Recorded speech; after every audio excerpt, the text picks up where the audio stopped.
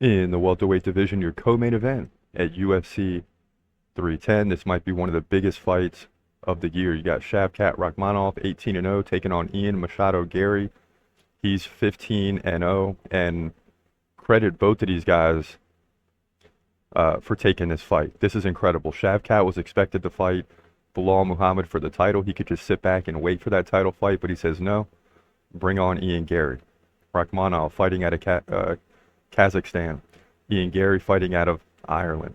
Ian Garry's 2 inches taller at 6'3". He's 27. Rakhmonov 30. Rakhmonov 2-inch reach advantage. Both guys stand right-handed. Ian Garry is more active on the feet. 5.5 significant strikes per minute to 4.1 for Rakhmonov. But the takedown game, that slides to Rakhmonov. He lands like one every other round.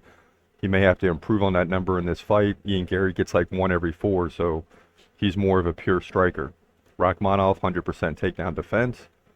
In his win against Stephen Thompson by submission, he had 1 takedown and 2 submission attempts.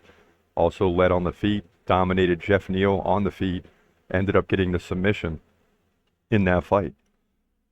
Beat Neil Magny by submission. So he's won 3 straight fights by submission and only had 3 takedowns in those 3 fights.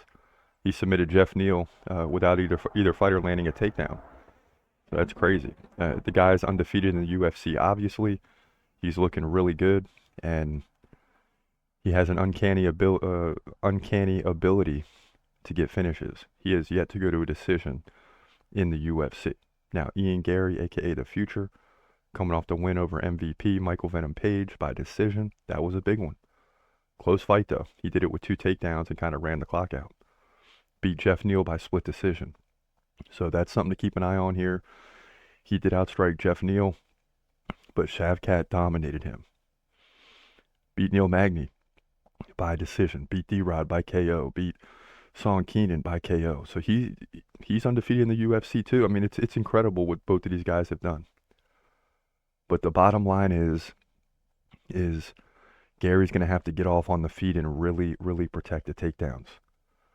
Right? 70% takedown defense is good, a little better than average, but not when you got a guy like Shavkat who's really going to be focused on either trying to get you to the ground or trying to submit you. Can Ian Garry really lengthen this fight?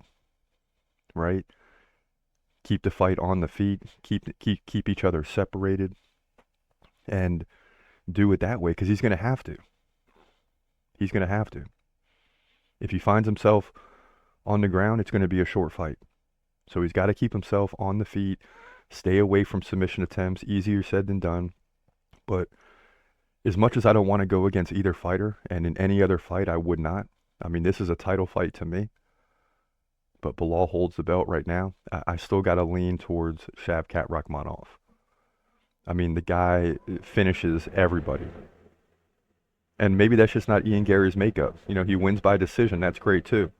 But the bottom line is I can't go against Shavkat when I mean, they're both undefeated, but he's undefeated and he's won every fight in the UFC by finish. I mean, it's just ridiculous. So I like Shavkat to win this fight. Don't know if he'll finish Ian Garry. That will be a big deal. But he's still more than a 3-1 favorite. I don't think Ian Garry should be that big of an underdog. But the bottom line is I like Shavkat Rakhmonov to get the job done here. The bigger question to me is, will he get the finish? We'll have to wait and see. But he'll move to 19-0 and be that much closer to the welterweight title, where he'll take on Bilal Muhammad sometime in 2025. This is, of course, my opinion. We'll see. Welterweight division, co-main event, UFC 310.